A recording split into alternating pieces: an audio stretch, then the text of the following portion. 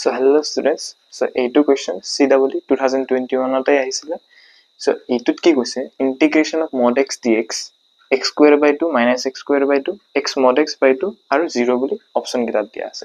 So আমি mod x ৰ definition জানো x হ'ব যদি x greater than equal to 0 হ'ব আৰু minus x হ'ব যদি x less than equal to 0 x less than 0 হ'ব. So for x greater than equal to 0 আমি integration x dx কৰিব পাৰো. ঠিক আছে পজিটিভ নাম্বাৰটো লৈছো.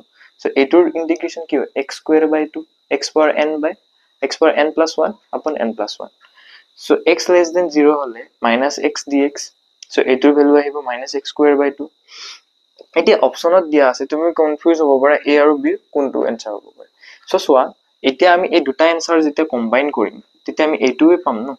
সোৱা যেতিয়া আমাৰ x greater than equal to 0 হয় আমি কি পুট কৰিব পাৰো x পুট কৰিলে কি মান আহিব x square by 2 satisfy কৰিছে.